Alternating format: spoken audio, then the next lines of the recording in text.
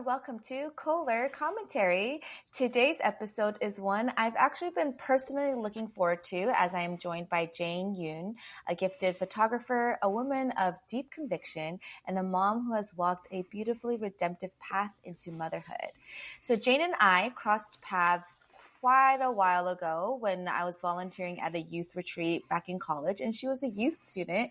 And although we never interacted closely then ourselves, she definitely was someone that radiated a special light back then. So I'm really grateful to have this conversation with you, Jane, many years later, as we get to talk about your journey into becoming a mom in your early 20s. And in this season that could have been filled with fear, really wanting to share your journey of how faith and deeply personal decisions shaped the mom you are today. So welcome, Jane, to the podcast. Thank you. I'm so excited to be here, and I'm so honored that you reached out. I know. I'm so glad that you are open. It's always weird when, we've definitely crossed paths, but, it's always like, is she going to think I'm super weird for reaching out? And if you're a listener who maybe someday I reach out to you, it's only because your story, you personally, Jane, it's something that had left so many curious thoughts in my head. And what a beautiful story it would be to share just more of your journey. And so that is why I invited you here today. So should we dive right in? Sounds good. Okay, I will reveal it early on. You are an Enneagram 3. And for those that don't know, is the achiever, driven, adaptable, and always striving for success in an excellent kind of way. And so before you became a mother, I did want to ask you if you could paint a little picture of what motherhood or what life looked like before motherhood. Maybe what goals were you chasing, or what did normal or even achieving maybe look like for you? Yeah, life before motherhood, I was working what was at that time my dream job. I was a full-time in-house photographer at a PR agency. I was living with my parents and aggressively saving, and I actually had paid off over $40,000 in student loans. And so it felt like I was achieving a lot of professional goals at that time, and also achieving a lot of personal goals. And so life was really good. It felt very stable. And it felt like I was kind of playing everything very safe, which is what I had kind of grown up learning to do. Actually, that's true, because before this whole motherhood journey too, I was really attracted to the photography side of what you're kind of doing. And I remember thinking in my head, I was like, wait, is she a lot older than I thought? Because of the things you were accomplishing, at least from a viewer, very third party in this kind of world. But I think for the purpose of today's topic, with all of that kind of going for you in terms of financial success and career success professionally, kind of give us a picture of, when you first found out you're pregnant, or what kind of thoughts or emotions, or the story behind that as well. Yeah, I guess I want to first preface that if there's any listeners that, maybe hearing conversations around trying to conceive is a difficult topic, maybe encouraging them to skip over the next few minutes. But when I had first found out I was pregnant, I was 23 at the time. I had been dating my now husband, David, for only 3 months. We were long distance between Dallas and Austin. And there were a lot of different emotions. It was a mixture of shock, guilt, disappointment, but there was also this beautiful surprise of oh my gosh, I am a mother. And that was something that I always knew very early on in our relationship, that we wanted to get married and that we had desire to have a family if God was willing. And so it was a lot of different emotions to process through. With these emotions that you experienced or faced, what identities played into shaping those thoughts? Yeah. As a believer and as someone who tries to really live my life, I feel like within the lines, it was very shocking to feel like I was given a set of cards that I was not prepared for. So there was a lot of different emotions around that. I think I felt a lot of shame. Just because I had been surrounded by a lot of people that followed a very traditional path. They had kids after they got married. I wasn't really around of a lot of other people that might have had kids really at a young age as well. And so there was a lot of shame of oh, am I too young to become a mother? Am I unprepared for this next step? There was also just a lot of fear as a 3, at Enneagram 3, but also as a 3-wing 2. I do have that people-pleasing tendency. And so there is a lot of fear of oh man, are people going to judge me? Are people going to think I'm not equipped for this role? And there's just a lot of negative assumptions I was really letting creep into my mind at that time. So all in all, I was pretty much spiraling, for lack of better words. Yeah. And I think for a lot of Enneagram types in general, right? Like, even if outwardly it could still seem like you have things together, the inner world that you're kind of managing, right, going through is probably like spiraling, like you said. So that's very resonating for a lot of us, I feel like, as we listen to your story. I'm curious then, as you navigated this with David or shared this news, what did that look like between you two as a couple that was, still growing in your own relationship as well? Yeah, it's pretty funny. The first person I had actually told was my therapist, which thank God I had a therapy appointment scheduled for that morning. I had taken 2 pregnancy tests and then I hopped on to a call with my therapist. I logged on and I was like, I think I'm pregnant. And she was like, okay, let's backtrack. Let's calm down. What makes you say that? And from there, I was able to just like very quickly process a little bit up front with her. And for a while, I was kind of actually contemplating not telling David. I just didn't know what to do. And I think my natural tendency was to keep that to myself and to keep that as a secret. And so I ended up telling one of my best friends, and she was like, I really think you should tell David. I know you're going to see him the next day afterwards, but I think you should really invite him in. And also, like, this is a really big decision and news that involves him. And so it was a really scary experience telling him, and not out of a fear of like what he would think or do, but it was just more so like, it was just such a big pill to swallow for myself. And I didn't know how to like also invite him into that. Yeah. I feel like there's like these key moments in one's life where you feel like you're at a fork road of decisions and you really come to terms with what your values are and like where you're really at with things. And it took a few weeks for us to really process through like all the different facets of what it meant that we were now going to be parents. But it really boiled down to, at the end of the day, we knew very early on that we wanted to get married. We knew very early on that we wanted to have a family, if God willing. And it felt like choosing to follow through with this pregnancy, as scary and as much fear as we had at that time, it almost felt like a safer decision to make. And so, yeah, it was a couple weeks from finding out to actually like when we were kind of ready to more openly tell everybody. But yeah. I love, we did have like a conversation prior to this, but now I'm kind of bringing in the Enneagram, right? But like, I think Enneagram 3s in general, their coping style is to like figure it out themselves before they present that information. And so for you to invite David in, yes, it's, because it's together, but this is one of those first things where you can't figure it out by yourself. You have to invite him in early on. So I think that's like so amazing that you knew that's also your style. You wrestled with it and then you like did, the partnership of that together. Also, I'm curious, how long have you been doing therapy before this? And was there a reason for embarking in therapy early on? I love how that was like already in place to support you almost, even if that wasn't necessarily a planned therapy session. It was like you already had that in place, a system that's so important for people to process like news that's unexpected for them. Yeah, I truly feel like that was kind of like a guardrail God placed in my life before all of this had kind of unwrapped. And so love my therapist, very thankful for them. I had started seeing a therapist during the pandemic. So sometime in 2020, I was living back at home after I had graduated undergrad and was working full time. And, living back with your parents is a huge privilege. I was very thankful that I had a good relationship with my parents, and they obviously were willing to like house me. And, I was able to make a lot of progress with my financial goals, but it was also a lot to process. You're now kind of moving back into the space that you grew up as a child, but now as an adult with adult emotions and adult revelations, it's a lot to process through. And especially during the heat of the pandemic, it was really hard for me to wrestle through a lot of these emotions and not feeling like I had a very healthy outlet on how to process it. And so I went to see a therapist just virtually and had a really good fit with her. I love that she was also a person of color. She also grew up in a minority background and dealt with a lot of different women that had a lot of different family dynamics.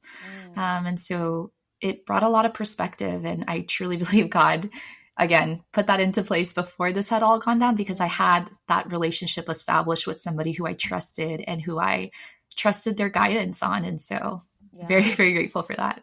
Yeah. Are you, what's your sibling order? You have a sibling? I do. I have one older sister. She's about three and a half years older than me. So it's just the two of us. I'm the youngest. Oh, okay. Do you ever hear like you carry yourself as an older? I have, yeah. I feel like that's something with your therapist later. I don't know. Maybe you guys have already delved into that. Follow up later on that. Okay. But all right, let's go back to why we're meeting today. But I guess, so then all these things, very clear marks of guardrails in place almost for you. But what role did your faith in general play in your decision and the journey that followed for you and David together afterwards? There's like an emotional part, but now it's like you're on a timeline as well, Yeah, it was truly one of those fork roads where we really felt we were kind of tested and really questioned on where our values were, and truly like what did we desire for our life. And it really boiled down to, we would love to be married one day, we would love to have a family one day, and we were both believers. And so we just really wanted to pursue God and follow him to the best of our abilities. And it kind of just pointed down to the path of continuing with our pregnancy. And so from then we had to logistically figure out a lot of different things. We needed to first get David down to Austin so that I wouldn't be a single mom. And so we needed to get him a job. And that was also such a cool, honestly, like God moment where he was able to find a job very seamlessly. And it was a really great fit for our family. It offers really great work-life balance. And then from there, we got engaged. We got married a week after, which I never thought I would be one of those people with a very short engagement. So just know, if you're engaged out there, this is a judgment-free zone. We were only engaged for one week.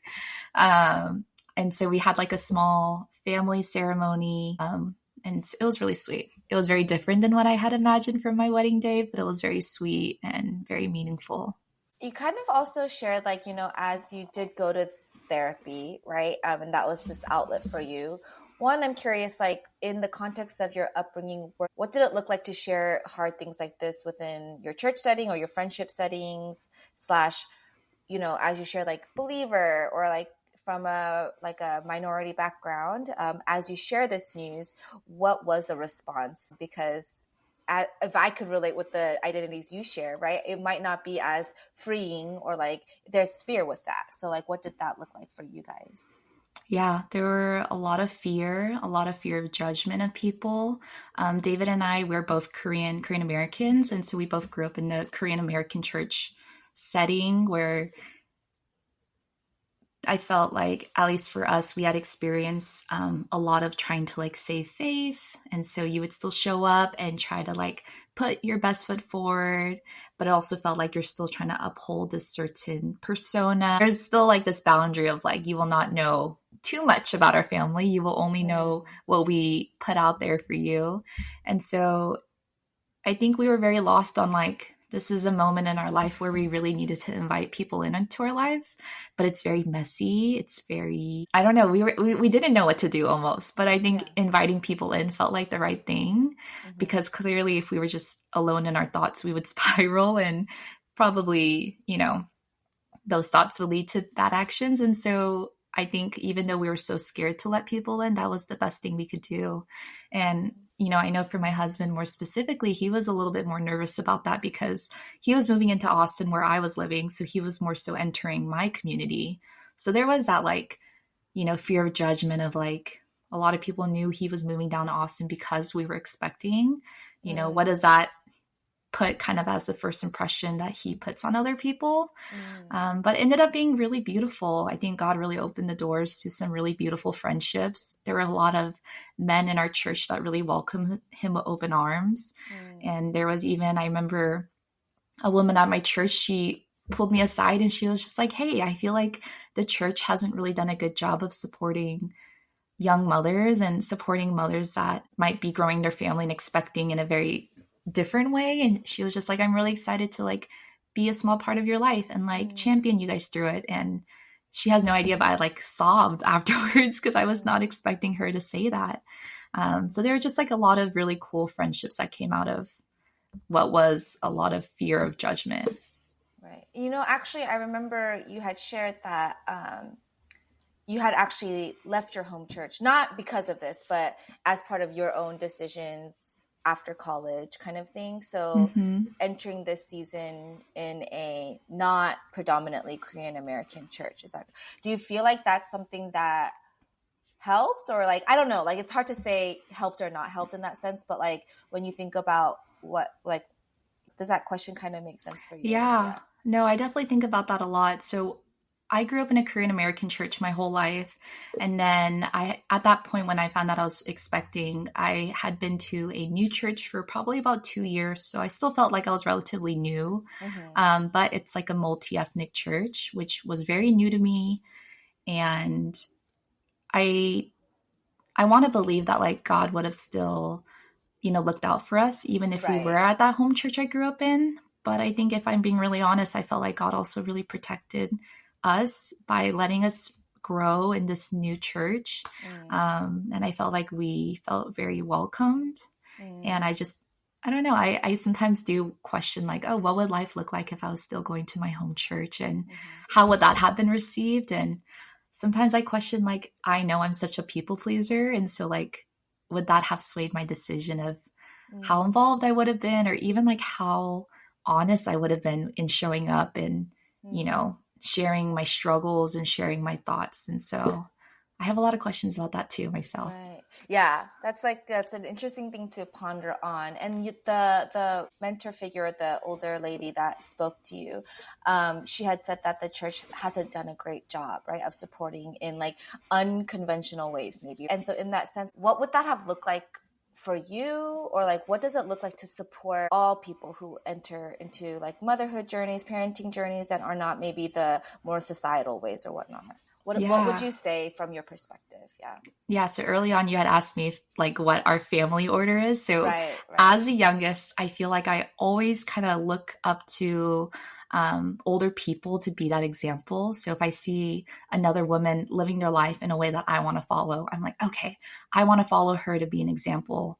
And I think for me, because I couldn't really find that example within my immediate community, it felt very discouraging. Like, oh, because it hasn't been done in my surroundings, it's not possible.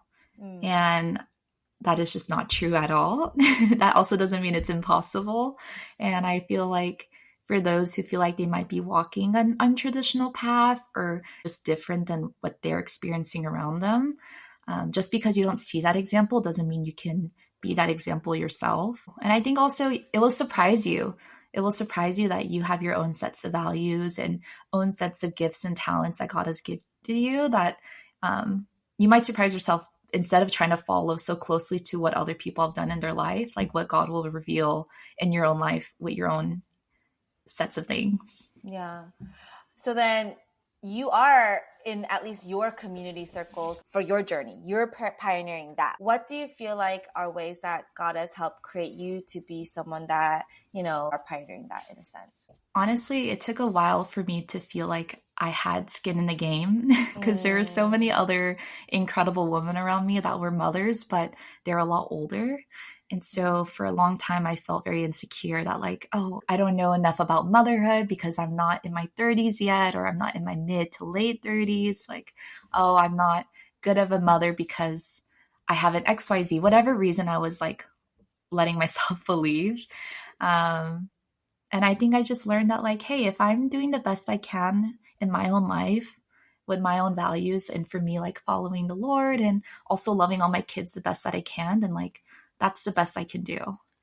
And so in some ways, I almost had to put some guardrails and just kind of like be a little bit more quieter with myself of like, okay, what do I need to take care of in front of me versus like, for so long, I feel like I was always looking left and right to see what other people were doing, what other moms were doing, and trying to compare myself. And in that, I was the only one that was feeling insecure. I was the only one that was honestly sitting in that negative headspace. And so there was a little bit of like tunnel vision that I've had to do. And it's honestly been really good for me and almost a little bit more healthy for me to like live my life like that too. That's very mature of a conclusion to get to. And I feel like it's hard, like for some of us, like as mothers, like entering this season is just the comparison is so real, right? And like, what is someone else doing? And so like for you to get there so quickly, you know, like that's such an amazing thing to hear as well. I would be curious to know, I think you had posted one of these maybe for your birthday, like how it's been a healing season with the Lord, right? What did that look like for you with this as a believer, and with the fears of what that could entail, you know, outwardly as you quiet that? How have you found any reconciliation or things that could have initially distanced you from even coming to God about everything? Yeah, when I first became a mom, I was working full time at a company, and I was doing that for a couple years. And I really wrestled with that narrative of like, yeah, I'm a working mom. Like, this is what I want to do. I could never stay at home with the kids. Like, that sounds like my worst nightmare. And I think it's funny as you get older, you realize you should never say never. Yeah. But also, I realize like I change as a person. What I'm interested changes, and also like my priorities change. And so last year I actually left my full-time job, and that was a lot to also navigate with the expectations of what I thought other people were thinking of me, also challenging the expectations I was putting on myself. And so since last year I started my own photography business. I've been managing that while also managing the kids as they're in part-time school. That's like not at all what I would have thought I would have been doing even a couple years ago. But again, it's been kind of like getting quiet of like, hey, like what do I desire for myself in my life as a mother, but also as somebody who has these ambitions and these goals and feels very goal driven. But also like, hey, what do I desire for my family? And in our previous life, both of us working full time, it was very chaotic. I'm not saying it's impossible by any means. I think those who are working and making it work are incredible. But just for that current stage of life that we were in, and as we were welcoming in our second, it was very, very difficult to manage. And it almost felt like I had to have it pried out of my hands. I was trying to make it work. I was forcing everything. But in that, I felt like I was almost like everywhere, but also nowhere at the same time.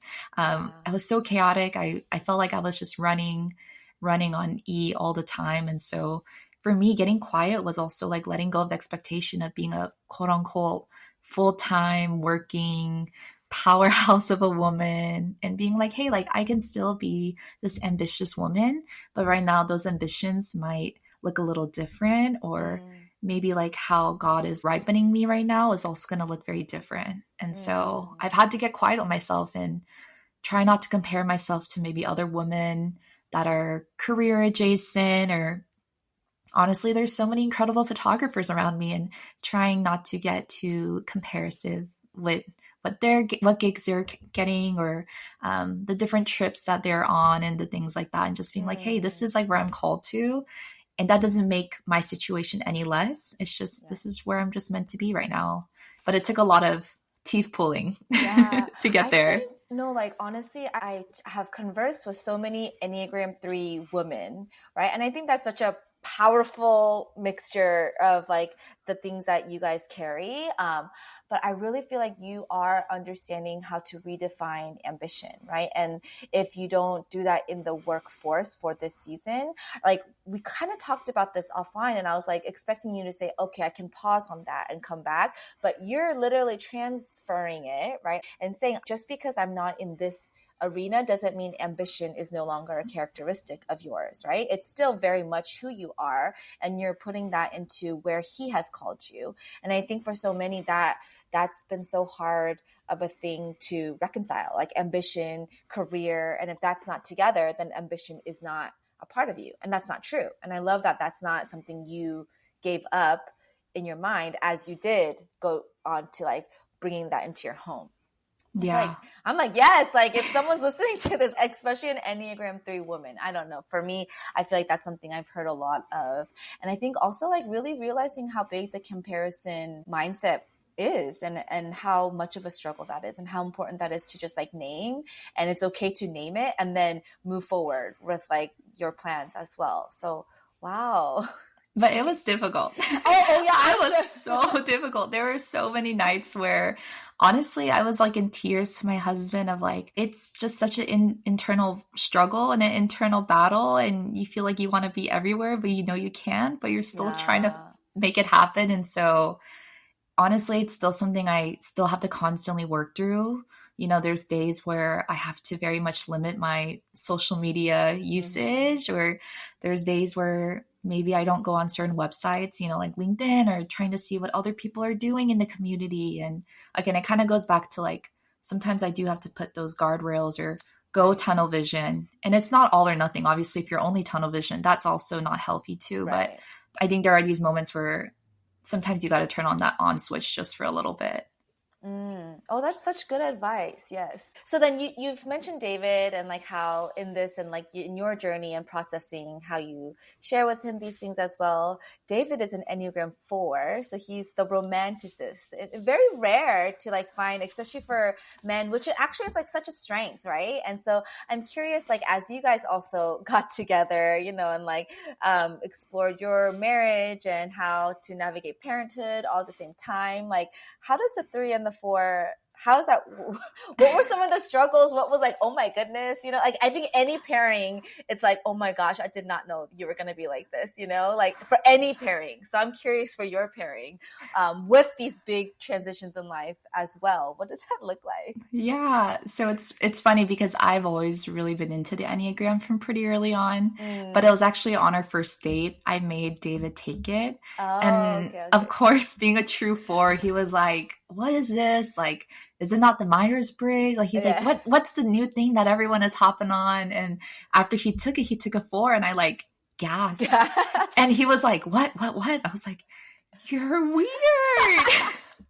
And he was so offended. Of course, he was so, you know, quick to defend himself. So David, my husband, is a 4-wing 3, which is also kind of an interesting layer because we do see things very similarly in terms of like being very ambitious, and like when we are fixated on something, we're very like wanting to pursue whatever that is. But also because he is a 4, I think it's very easy for him to be very introspective and kind of just listen in to only what he believes. He's not really one to be swayed by other people's opinions. But for me, that is not at all my normal tendency. And so it has been interesting because I think we often have very similar middle goals, like meeting places, but we come from very different ends. And so at first, it's very easy for me to feel like we're on completely different paths. And then we have to realize, oh, okay, we're on the same team. We're working towards the same goal. It's just the way we're coming about it, it's very different. So it's been interesting kind of making sense of that and being like, okay, we're just different. I think that's a good myth debunked, because when you think of 4s and they're the feelers in a sense, you might think that they could be swayed and things like that. But being married to one, you know that they actually are very strong in their, whether it's their feelings or what they've processed alone to come to this conclusion as well. So I find that very interesting to like think through. And you guys, I don't know if you've ever talked about this with each other, but you guys are both part of the heart triad. So meaning like the emotions, so like the 2s, 3s, and the 4s, there's just different triads. I won't get like too into it, but they are the heart centers. And for the heart triad, also the emotion that they share is shame. Sadness maybe. So like there's a big relation to that, and that's different for each type. So the 2, the 3, and the 4 will have a different relationship with shame, but that's there. And then also they have this desire for like a significant identity. And so I'm curious, like if by saying that right off the bat, like would you see how that has played a part in your guys' story, like separately, like, you know, if at all that resonated? If not, we can move through that. But I think it's cool that you guys are both in the heart triad. I did not know that, so that's fascinating, and I'm definitely going to go on a deep black hole rabbit hole. Yes, like, but Enneagram 3, so there's one Enneagram type in each triad. So in the heart triad, you are the type that will repress almost the feelings of shame. Even though it's still there, you will actively be the type that is trying to repress that. Anyway, so find the context to add there. Yeah, no, that's actually the most helpful, because when we had most importantly processed through expecting, but also as we process through different things in our life, even the past 4 years, a short 4 years we've been married. It's been interesting because I think like for me, I came to terms first, quote unquote, with processing through our new reality. And for David, it took a lot longer. And because of the way he processes is different than me, it took a lot of conversations to be like, hey, are you still okay with pursuing this decision?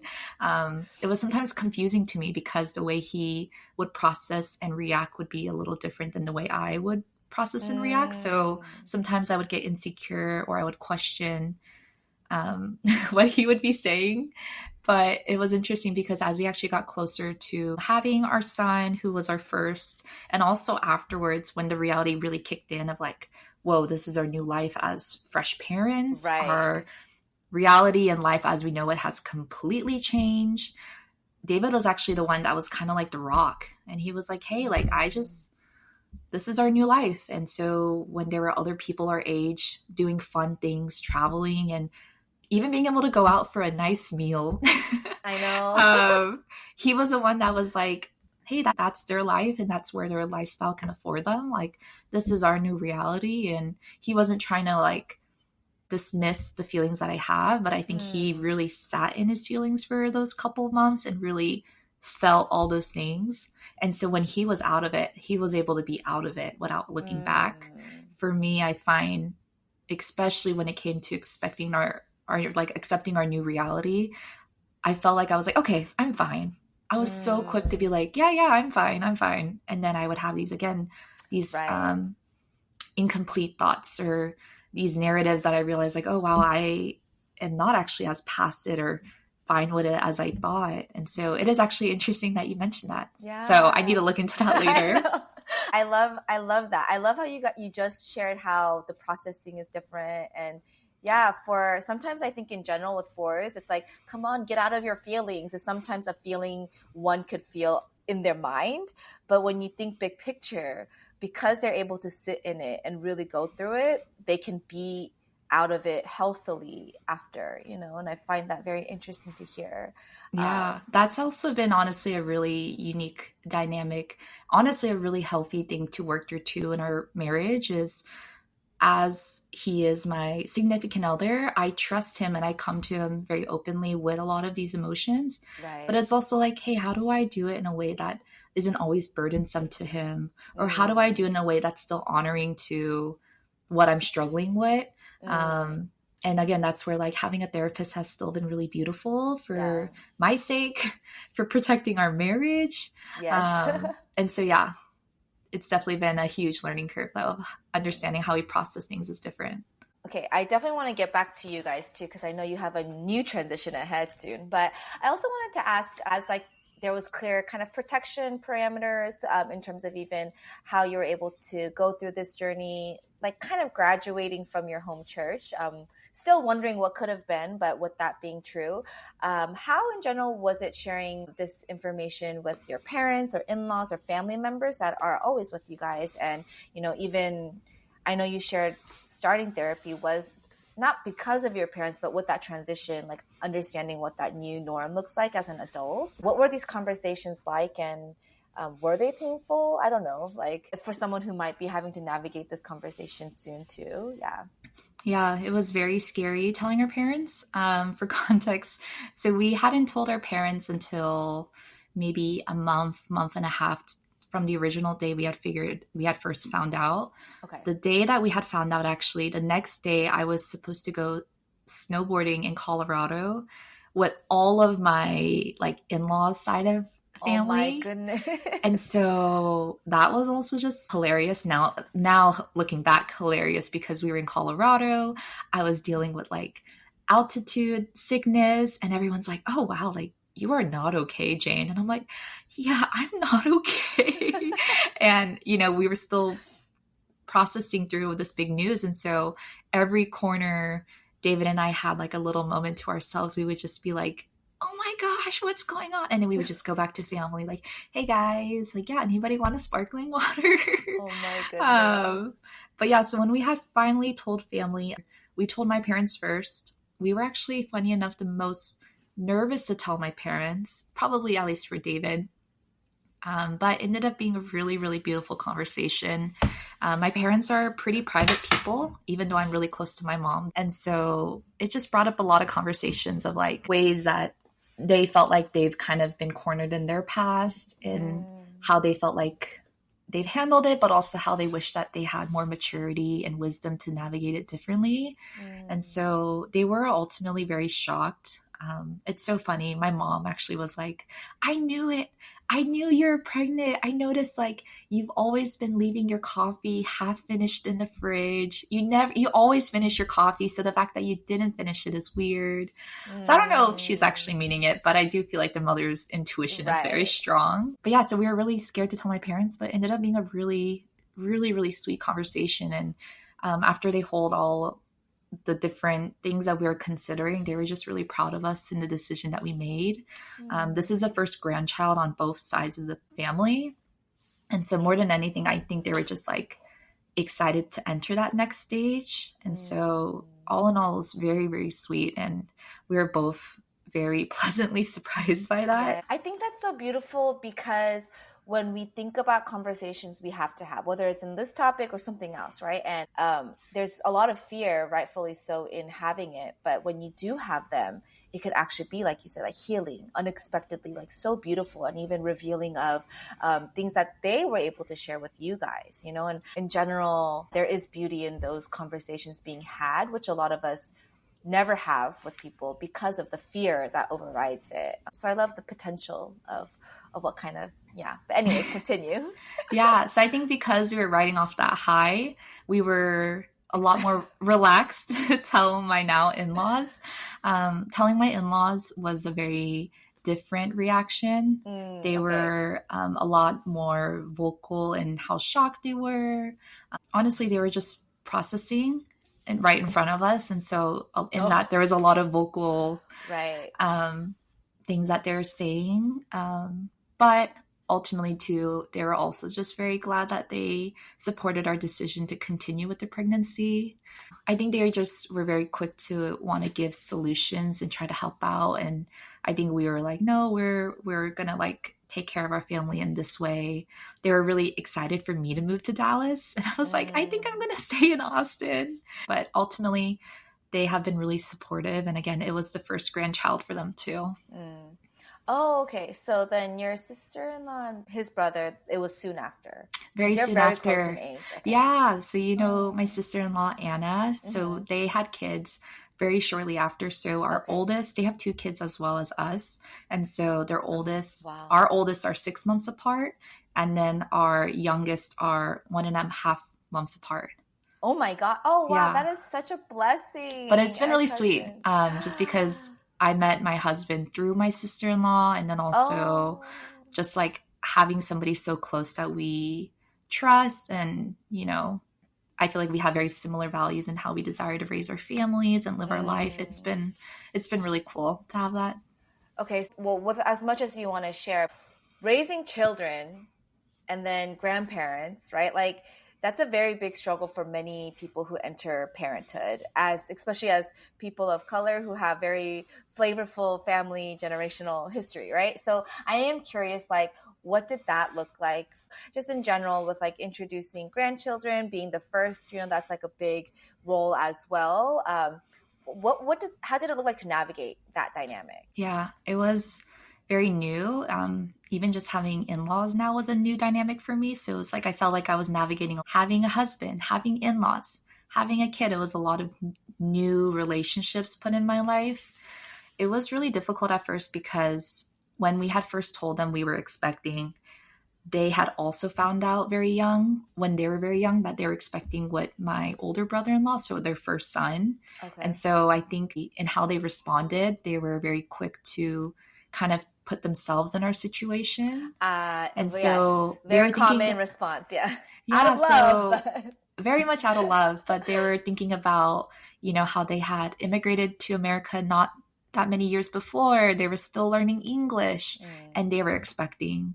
And so, you know, we had to have that conversation several times and remind them, hey, because of your sacrifice and because of the way you really paved that path for, you know, this family, we now have like higher education. We now are fluent in English, and the way that we raise our kids, thankfully, are going to be very different, a lot more privileged. And so even though, yes, I am pregnant at the same age that you were pregnant, however many years ago, it's going to look very different. But it's because of in honor of you. And it's not to dismiss her experience. It's not to dismiss like, hey, I don't want you in my life, but it's more so like, hey, this is just different. Yeah. But it's all thanks to you and your sacrifice. And so wow, so you had those conversations with her? Through my husband. Okay. And it took time. And the time. response was okay. It took a lot of time because I think, again, naturally in their way of love, they want to share their wisdom and share their advice. And that's also a different dynamic for me than my parents. I think my parents are not as vocal at the dinner table. And so that was a new dynamic of like, how do I process through all these different loving opinions that I now have? And so, it wasn't just like a one conversation, but it was more like, hey, this is like how we're honoring you too, is like, we want you in our lives. We want you to love our grandkids, but also like, we're going to do things differently because it is different than the setting that you raise your kids in. Right. Wow. Yes. Oh my gosh. That's so good. So then over time, like right now, where do you feel like you are with those, multiple conversations that have taken place? Do you feel like there is a respected, whether it's boundary or empowering, or is there still a lot more work to do? Yeah, I think naturally, it's always going to be a learning curve for your parents to now see you and yourself as an adult. They're always going to see you as that like child. For my husband, he left the house at 18. And so he had left. He moved out, went out of state for college. And that's okay. Yeah. And so I made him sound like he just ran away from home. I know. I was like, what happened there? That's for a second part 2. I know. It sounds like it. But yeah, and so, it is very easy to maybe pigeonhole us in how they last interacted with us in our childhood. But all in all, like, I'm very close to my parents. My parents live one street away. And then I'm really close to my in-laws. We see them pretty frequently. Okay. And so, and we FaceTime almost every day. So we are pretty close. And we are just grateful that, again, we have their support. They've been really loving on our grandkids. And so I think all in all, it's just naturally going to be a dynamic you work through of like, I'm not better than you. I don't know more than you. It's just what I'm going through right now is just a little different than like the circumstances that you grew up and you raised your child in. I'm curious, like, how did you navigate just naturally being the youngest of your family? And there are subconscious layers of how that frames your relationship with your family and things like that. Yeah. So very early on, my parents had met my husband and they loved him like right away, all in the past. And I think this is just naturally as you're dating when you're younger. My parents never really took any of my previous boyfriends too seriously. But I think David was the first person that I brought, and immediately they could tell something was different. There was something about David that was different. There was something about a relationship that just felt there's just like, there's something there. And so from very early on, my mom would always say like she felt so comfortable talking to him and just felt like it was just somebody that she always knew. And so from pretty early on, I would say like my mom really respected David. I always joke that whenever she has something important to talk to us about, she'll like sometimes bring it up to David first or do it when David is there, because she knows that he will honor and respect her by listening to her. Aww. When I'm very quick to be like, nah, that's not it. We're not going to do that.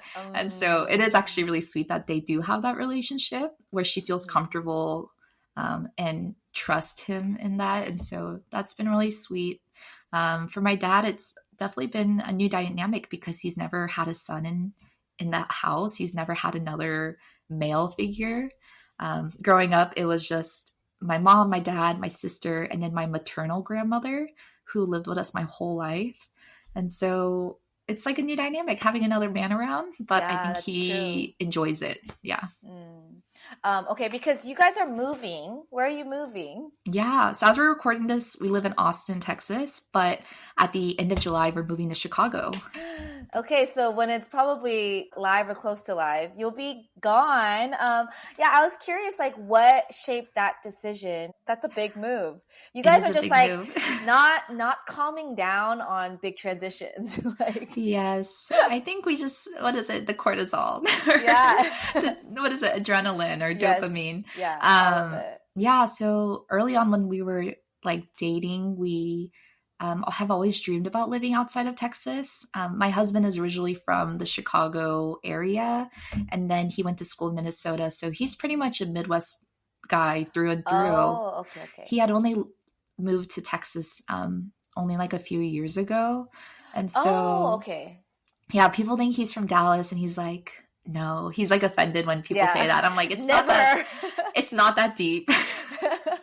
And then I lived in Austin my whole life. So I've only lived within a 30-minute radius, which is a huge blessing. I love Austin, but we've also have really desired to move for a long time. And so we tried moving to Seattle last year. That didn't work out.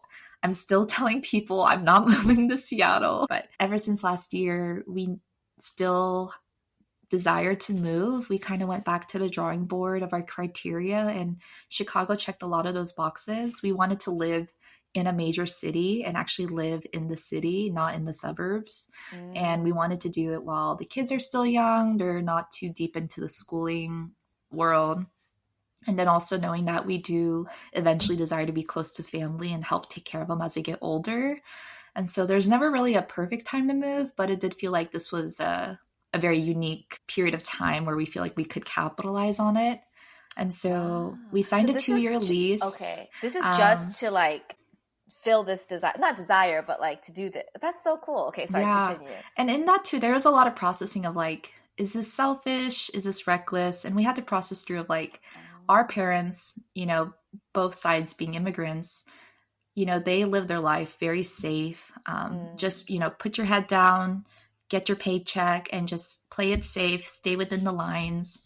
And we were just thinking a lot about how like it's such a blessing that now we feel a little bit more privileged. We feel a little bit more set up that we can take these risks. And it's also like we're not moving overseas or somewhere super remote. Right.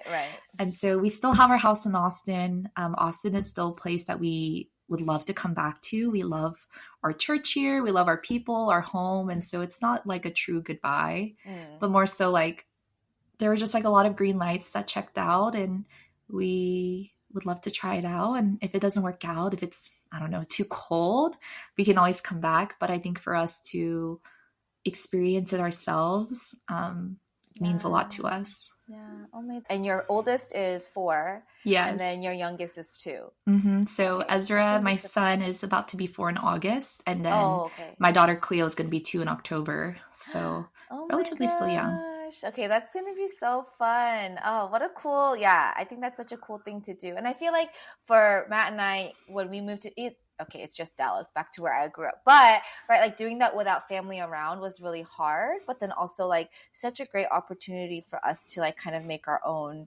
family more set as someone, you know, as we are tied to our families of origin and the joy that brings, also making our own. So I'm really excited for what that looks like for you guys as a family of 4. I did want to kind of bring it back to like the part of like support from the church in terms of just talking through navigating y'all's journey at the beginning. And I remember something that as we were talking offline, you had asked this question, like, our church is actually a safe place for broken people to come and share what's going on in their life to whatever degree it actually is. And not saying like they're not, but is that a culture that is being cultivated, right? And so I am just curious, like, what do you think are ways to have help for you specifically, or as women that do navigate things that might feel broken or like not sure how to navigate because it's not been seen as commonly in the church?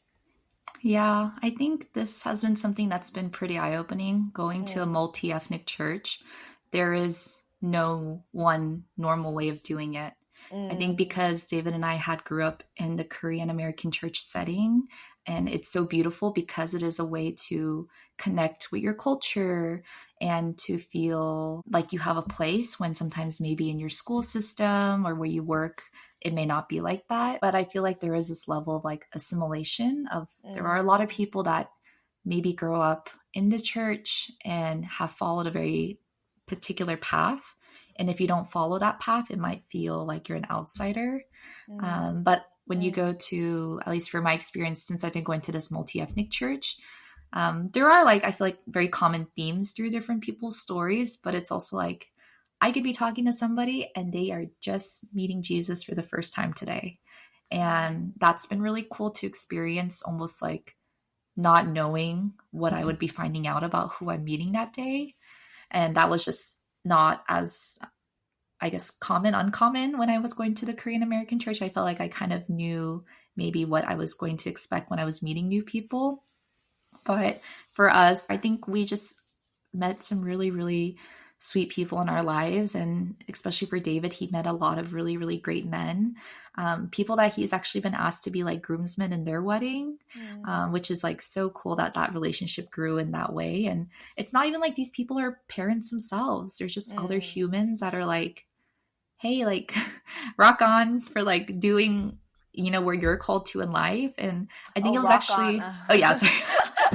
I don't know where that came from. I don't even say things like that.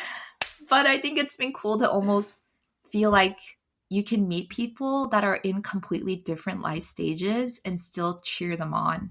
Yeah. And I think like, especially when you come out of like the college setting where everybody's on the same playing field, you live very close, you live a very similar lifestyle. It was very refreshing to meet people and be like, wow, okay, I'm meeting people in their 40s that don't have kids and they're pursuing Jesus. I'm meeting people who are in their young 20s and still pursuing Jesus in their career. And then for us, like we were younger while having kids, but we were still trying our best to pursue Jesus. And I think that was like almost a form of assimilation that we were experiencing versus like we're all in the same life stage, or we all encountered Jesus early on at a retreat in middle school, which is great and beautiful, but that's not necessarily what we have in common. It's just like how we're trying to live our life now. Yeah, I love that. And I think something you had said was even in your decisions and where you guys are today as a family, it was fighting for God's story. And I think I hear that in how you're sharing, like everyone's in different stages, but it's your story, but also the story he's given you and to glorify him. So I really appreciate you coming on, being vulnerable, and sharing a lot of different things. Do you want to share anything else or anything else on your mind that you wanted to bring up at all? Yeah, I think just if you're in a season of waiting or in a season of whatever that looks like, maybe you are waiting or maybe you are not happy with where you are or whatever that looks like, just know that even if you don't see that example around you, that it's not a path that can't be paved yourself. I think for me, I spent so many nights trying to find other women that were similar in age or similar in lifestyle or similar in whatever it may be. And I was so discouraged and I felt like, okay, then that means it can happen, or, oh, that means my life is no longer successful. And I think I wish somebody almost like slapped me in my face and just been like, hey, like you can pave that path yourself. And you don't have to do exactly what everybody else is doing. You don't have to have the exact same life trajectory. That doesn't mean your life is any less successful, or it doesn't mean you're not doing good or great or anything, but it's just like, that's just where you're meant to be right now. And that's okay. And so just for those who are listening, who feel like they're unhappy or they're not sure where to go, or they feel like they're constantly looking left and right, just maybe challenging them of like, hey, like, it's okay if that's where you are. And like, maybe that's the best place to be actually. Yeah. So good. Well, Jade, I was going to ask, sometimes I ask this question, sometimes I forget, but sometimes I ask like a fruit question. So I'm just curious if you could describe the last, I guess, 4 years in a fruit, what would it be and why? Is onion a fruit or is it a vegetable? Okay, but let's go with it. It's not a fruit. Oh, I'm just revealing myself in many ways right now. Mom brain. Yeah. I think the onion just came to me first because on the outside, onions are very tough. You have to peel away at the layers. And I think for so long, I felt like I was a very simple, open book. And I realized I am still an open book, but there are so many layers to myself. And sometimes I'm like, oh, like they don't know all the different sides of me, or I want to be seen, I want to be heard in a very particular way. And I realized just because like I have so many different layers, like it's not bad, but it's more so it just adds to who I am as a person in my life. And I think that's been really beautiful to come to terms with, because I felt like I've always been such a simple, straightforward person. And then I'm like, wow, I feel so multifaceted. I feel so much more complex. And it's actually been really cool to accept that, because I think for so long I was like, I have to be black and white. I have to be this like one dimensional type of person, realizing I'm so many more layers. So now I'm learning that onion is not a fruit, but I would say I would describe myself maybe as an onion. Yeah, I love that. Hey, going against the question and making it your own, pave the path, right? So maybe other guests will say other things in the future. But yeah, I think like from our conversation offline and then even today, right? It's like the theme obedience is something I gained from our previous conversation as well offline of just like what it looks like to obey even in those hard moments. And I think that's been so encouraging to hear, because I think that's a theme like a lot of us haven't figured out in our relation. And I'm talking specifically in our relationship with God. Obedience is such a beautiful thing. And I think that's something you really tapped into in this season that, yeah, it's just so hard to do. And so I feel encouraged just hearing that from you, and excited to see what life looks like for you guys so soon. But yeah, I think that's it for today. Hopefully, maybe I ask David. If David's probably going to listen to this conversation, I'd love to interview a male for David. Okay? I will say, during the pandemic, his like COVID project was actually having a podcast. Oh, hey, this can ignite it for him. If anything, we could just host and play back off of each other, something where it's not as like crazy intense, but yeah, I feel like he would offer a great perspective of like a podcast host, man, in general. So maybe I'll put a little bug in his ear after you guys settle down. Okay, but yeah, I think to the listeners out there, if there's anything that resonates with you, I do encourage you to also take time to like reflect on it, share it with someone, even start that conversation. And so thank you, Jane, for coming on the podcast, for sharing. Thanks for having me. So thank you. And I'm glad we finally connected in a deeper way. So hopefully this is not the last time. Thank you to all my listeners for tuning into another episode of Koller Commentary. Bye.